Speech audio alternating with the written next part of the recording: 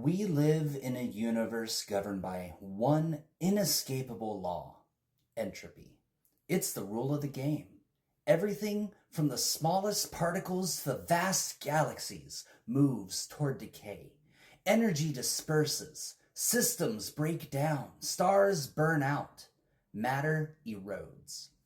This is the fundamental force that defines the direction of everything. The universe was born in fire, but over time that fire cools. The heat death of the universe is not some abstract concept. It is the inevitable conclusion of the cosmic journey, a slow, unrelenting drift toward disorder and stillness.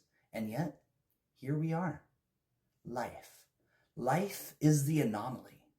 It's a miracle, yes, but not in the divine sense. It's a thermodynamic miracle, a phenomenon that shouldn't exist according to the very rules that govern the universe. It is a spark that resists the darkness, a brief defiance against the endless pull of decay. How?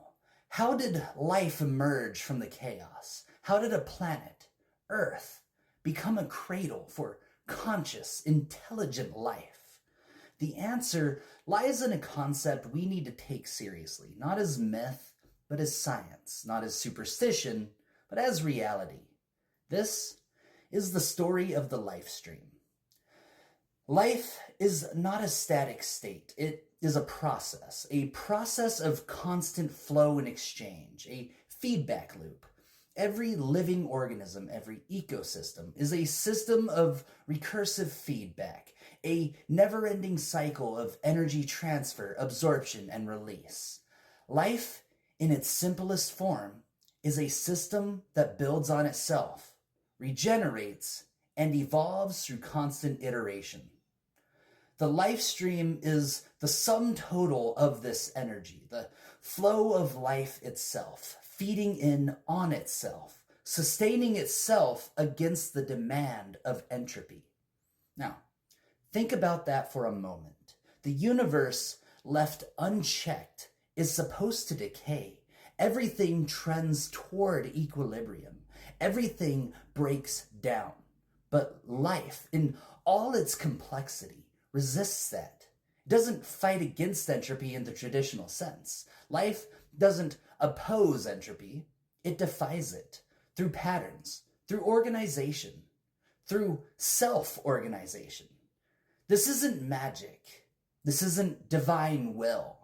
This is the product of evolutionary processes driven by natural selection. The life stream is an emergent property. It is life as function, not fantasy. Entropy is the tyranny. It is the ultimate threat, the end game, the final collapse. But life itself, in its form as recursive feedback loops, as emergent systems, as self-sustaining processes, is the only real counterforce to that tyranny. Every organism that breathes, every cell that divides, every forest that thrives, every river that flows, it is all part of the same process. It is all part of the life stream. This is no longer just biology. It's philosophy. It's physics. It's cosmic law that we have the power to rewrite. Life didn't arrive with a plan. It wasn't born from will or intention. It emerged from imbalance, from chaos tempered by persistence, from accidents that endured. Over billions of years, the biosphere has been shaped not by conscious design, but by the iterative rhythm of survival. Cyanobacteria didn't mean to oxygenate the atmosphere. Trees didn't choose to absorb carbon. Coral didn't intend to sculpt the ocean scaffolding. But through the recursive logic of existence, trial, collapse, rebound, they did. Gaia, then, is not a being.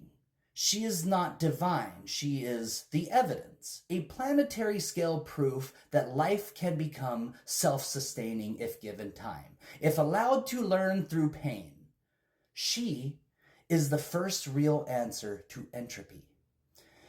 And now, here we are, conscious anomalies of this process, the first to observe it, the first to simulate it, the first to wield tools that can either reinforce Gaia's harmony or override it entirely. We are not outside this system. We are not its designers, but we are its wild card. We hold the capacity to shift climates, to rewrite genes, to decouple ecosystems, and to do it faster than any feedback loop can adapt. That's not just power, that's liability. So the question isn't whether we can dominate the biosphere. It's whether we're willing to apprentice ourselves to it. To treat the planet not as a resource to extract from, but as a system to synchronize with. If life is the anomaly that resists entropy, then humanity is the anomaly's mirror, capable of accelerating collapse or anchoring renewal. That's what it means to hold the mantle, not to command, but to calibrate.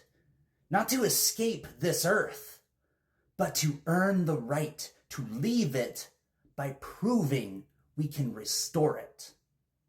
We already possess the tools: carbon drawdown, regenerative farming, synthetic biomes. We imagine using them on Mars, but ignore the chance to use them where they matter most, here. Because healing this world is the test, the rite of passage, the filter through which a species proves whether it is fit not only to survive, but to steward. The Lifestream has endured against the odds. Whether it continues beyond this planet depends on whether we rise beyond our ego, not as owners, but as the next expression of her wisdom. Life in all its forms is a miraculous anomaly. It is a defiance of the cold, inevitable pull of entropy, and we are the stewards of that defiance.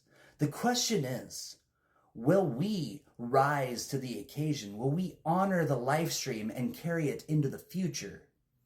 Or will we let it fade away? The Lifestream is waiting for us, and it's time we started listening.